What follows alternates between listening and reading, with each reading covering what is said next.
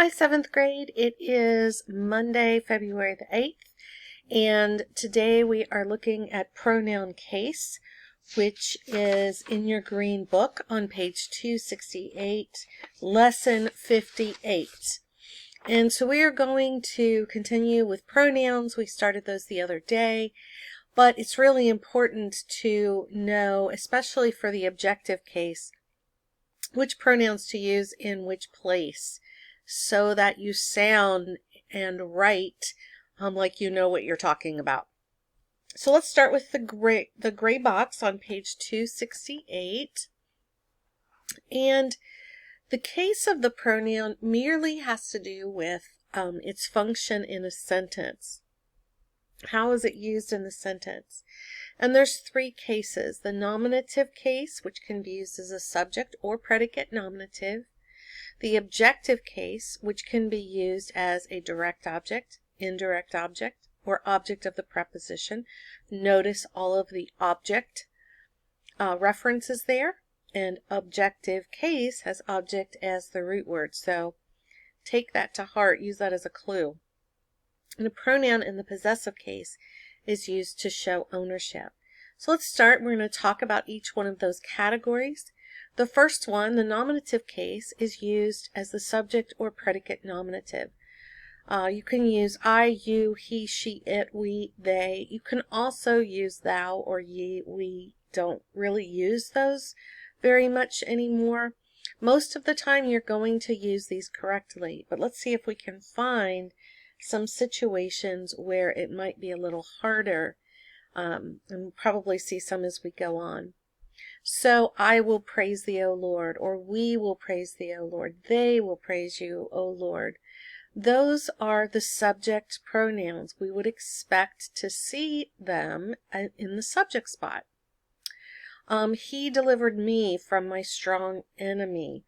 He, she, it, they, we can show up in the subject spot.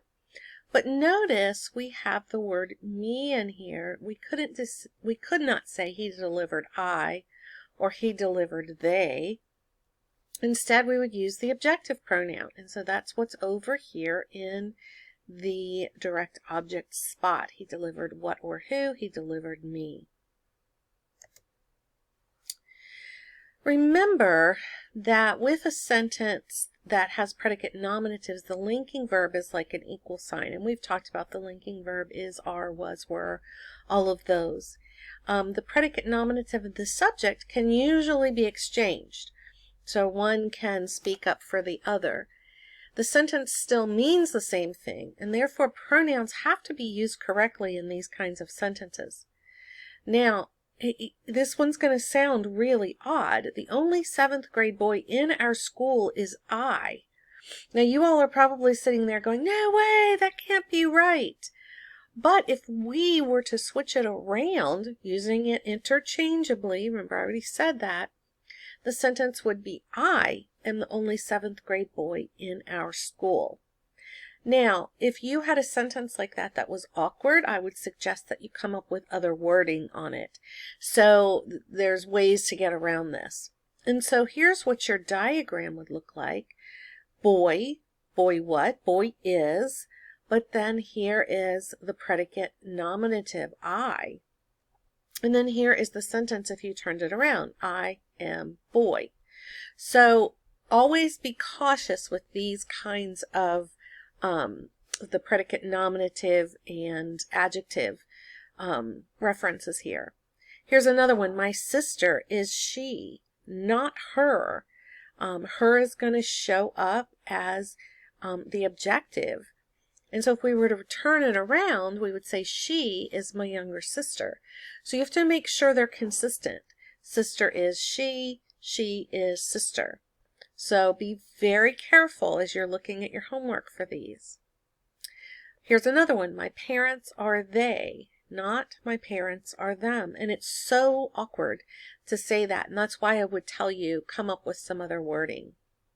But when you use the reverse, parents are they are parents, then that confirms that that is your correct usage. And so that's where, remember I mentioned the other day that sometimes it can be a little awkward in some of the pronouns that we use. Okay, objective case. So that one is on page 270, right at the top.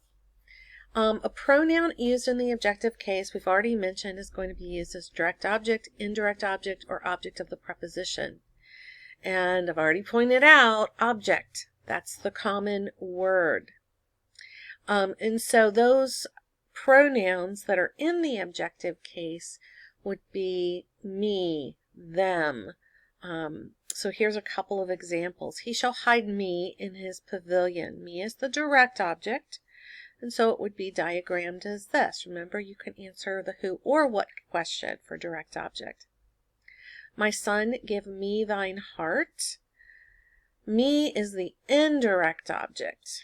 So, and what is the subject? Well, it's that understood you. My son is just that beginning piece, but then it should be you give me thine heart. So there's the understood you. Give what? Heart, and then me is the indirect object down here. My grace is sufficient for thee. Grace is sufficient, and then the word thee is the object of the preposition.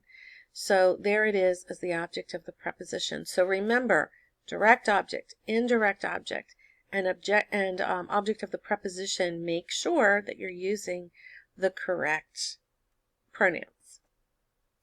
Okay, if we're in possessive case now, so that is where you will see my or hers or her book or his book. Those are possessive. I didn't put the whole list up here. I think you guys probably know what they are. My, mine, your, yours, his, her. It's our, ours, their, theirs. And if you look on page 270 at the very bottom, that's where you can find that list. But what I wanted to point out on this is to be careful. Sometimes those possessive pronouns can be adjectives, and sometimes they'll be a pronoun. So remember, when you were younger, if you did Shirley, we had something like maybe my bed fell apart last night. And my is possessive. It's a pronoun, but it's also an adjective because it's telling whose bed. So we are, or my glory, well, there it is. It's possessive. Whose glory? My glory. It's a pronoun. And then it is also an adjective because it tells us whose. And then we are his people. The same thing. That PPA. Possessive, pronoun, adjective. But sometimes it will be just the pronoun. Vengeance is mine. I will repay, saith the Lord. So here it ends up being in the predicate nominative adjective spot. Down here's another one. The C is his. And so there it is used as just a pronoun. So be cautious. Sometimes those possessive ones are going to show up as possibly adjectives or possibly pronouns. So be careful. Okay.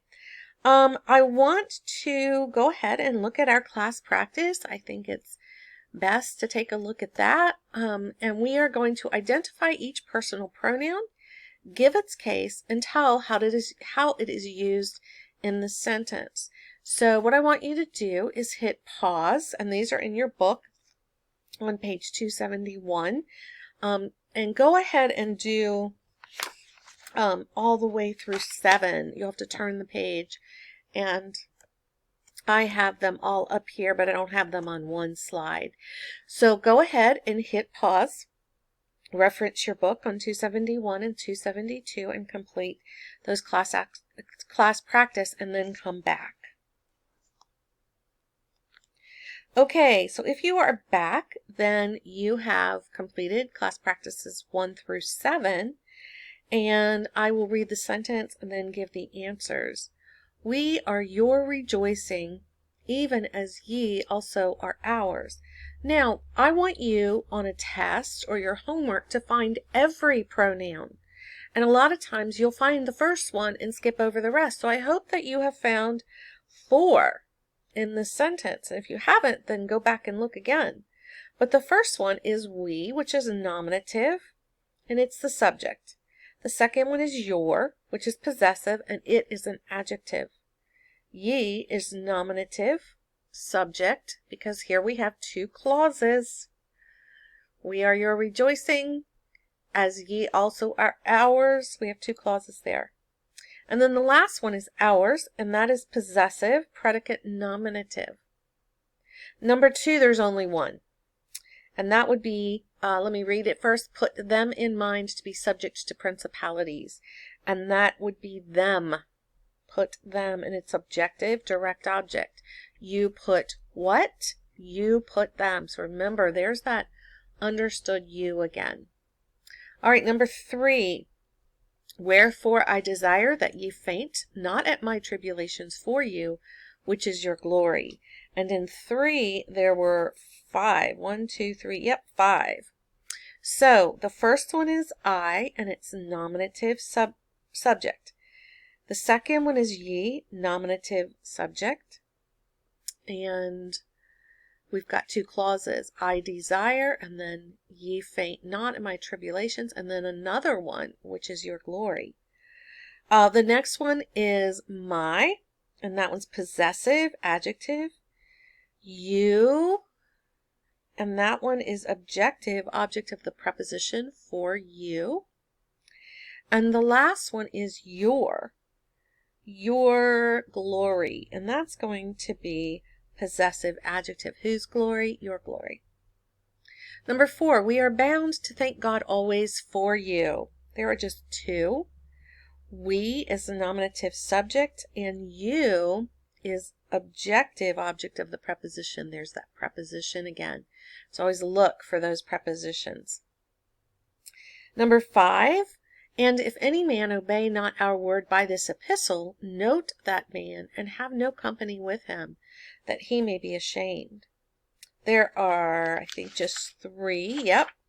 So our, if any man not obey our word, our is possessive and adjective. Whose word is it? Our. Him, where is him? Oh, and have no company with him. That's going to be objective, object of the preposition. There's with. And he is a new clause. It's going to be nominative subject. So don't forget about those clauses in there. Then number 6, we are taking care of his hamster while they are visiting their friends in Texas. There are 4 here. So we, I hope you caught that one quickly, was nominative and subject.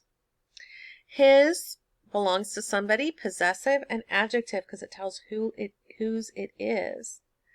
They, and this is a new clause, would be nominative subject. And there is going to be possessive and adjective, whose friends. And then finally, number 7, your picture is beautiful. Mine and hers are not shaded as well. And there are 3 here. Your is possessive, adjective, whose picture. Mine is possessive subject, because a new clause, and we had the semicolon there. Hers is going to be possessive subject as well. So those are a little bit confusing, but because they come before the verb, we're keeping them both the same, so they're both possessive, and so we want to keep that consistency there. Now, let me just say a word about that, because I think the wording is awful. I would probably change it. I would say your picture is beautiful. My picture and whatever the girl's name, maybe it was Sally. My picture and Sally's are not shaded as well. And that would just be to make it a little bit clearer and sound better. All right, I want you to hit pause, and I want you to choose the correct pronoun in these sentences. And then after, I'll come back and give you the answers to those. So if you're back, I assume that you finished this up. So let me give you the answers for these. So choose the correct pronoun in these parentheses. The people hit hardest by the storm must have been We all want to say us, but it's not. It's we. We are the people hit hardest by the storm. Number 2, we or us can help she or her, and it should be we can help her. And that one sounds right. So I think that one we're more confident on. Number 3, are you anxious for their or their help? And hopefully you got the right one here. This one right here, the possessive. This one is they are, a subject-verb combination. Number 4, it's quite early for the duck to be building its nest. Now sometimes this is a little harder to figure out, but if we can separate, the comma is going to make it is. So it is quite early, so it would be this one, it''s. It is quite early for the duck to be building its nest, no apostrophe. So we're going to go the one without the apostrophe. And that is explained in your book. I didn't spend the time on it, but take a look if you're confused. Number 5, your paper looks as if you're hurrying too much. The same thing. Contraction means you are. So if we can replace and say you are, then we know that's what we have to use.